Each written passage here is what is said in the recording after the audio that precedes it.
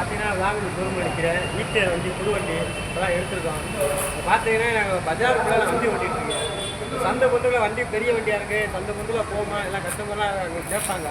நான் என்ன சொல்கிறேன், ஒரே வார்த்தை, எல்லா சந்தையும் போது எதுவுமே நீட்டாக இருக்குது வண்டியை பொறுத்தவரை எந்த மாலும் கிடையாது, ஓட்டுறதுக்கு எல்லாமே கொடுக்குறாங்க. அதே மாதிரி மற்ற வண்டியில் பார்த்தீங்கன்னா சார்ஜரு செட்டு தான் நம்ம பேசுலாம் வெளியே தான் ஆர்டர்ஸ் பண்ண மாதிரி இருக்கும். இப்போ கம்பெனியில் எல்லாமே எனக்கு கொடுத்துறாங்க. எனக்கு வண்டி ஓட்டுறது எனக்கு கம்ஃபர்டபுளாக இருக்குது. லோடை ஏற்றி அதே மாதிரி போகிறேன். லோடு ஏற்றும் போது எனக்கு எந்த கம்ப்ளைண்ட் இல்லை, இறக்கும் போது எந்த கம்ப்ளைண்ட் இல்லை.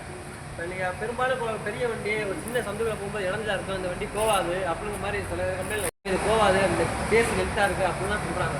மற்றபடி எனக்கு அந்த அவங்க சொல்கிறதெல்லாம் எதிர்பார்க்கல.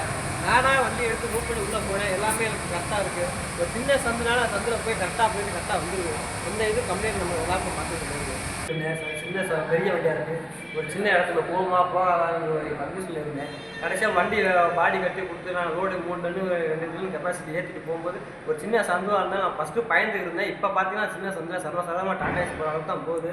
இது ரெண்டாவது விஷயம் என்னன்னா, நான் பஜாருக்கு வண்டி ஓட்டிகிட்டு இருக்கேன். இப்போ கஸ்டமர் நிறைய பேர் எனக்கு கேட்டிருக்காங்க.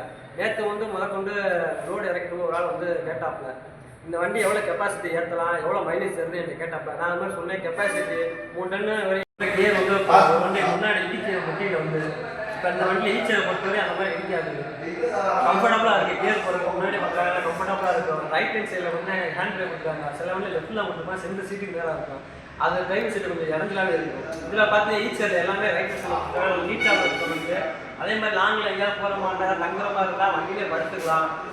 மற்ற வண்டியில் வந்தீங்கன்னா படுத்துறது அந்த இது நிறைய ஸ்பெசிஃபிக் கிடையாது. அதே மாதிரி வண்டிக்குள்ளேயே 2 மாடல் ஸ்லைடிங் கொடுத்துருக்காங்க. அவங்க மேலோக்கு மாதிரி அதுவும் கொடுத்துருக்காங்க, அதுவும் கம்ஃபர்டபுளாக இருக்குது பொறுத்தவரையும். அதே மாதிரி வெளியில் சார்ஜரு இதெல்லாம் நம்ம செட் பண்ணுற மாதிரி இருக்கும். ஈச்சரை பொறுத்தவரையும் அவங்க எல்லாமே செட் பண்ணி கொடுத்துட்றாங்க நம்மளுக்கு. நம்ம வண்டியை மட்டும் எடுத்தால் மட்டும் போதும், எந்த இதுவும் பால் தரமாக இருக்க வண்டி, நல்லா மைலேஜ் தருது, நல்லா லோடு ஏற்றி நல்லா போகலாம். ஈக்கோ பஸ் 2 வேலையில் போட்டுருக்காங்க. எம்டியில் ஈக்கோ போட்டுக்கலாம், ரோட்டில் போடும்போது ஈக்கோ பஸ்ஸில் போட்டு போகலாம். நான் கியரை போடும்போது எந்த பழக்கம் இல்லை, நல்லா தான் போகுது வண்டி. என்னை பொறுத்த வரைக்கும் நான் ரோடு 3 டன்னு வரைக்கும் கெப்பாசிட்டி ஏற்றி போயிருக்கேன், நல்லா தான் போகுது. நிறையா கஸ்டமர் ரோட்டில் போகிறோமே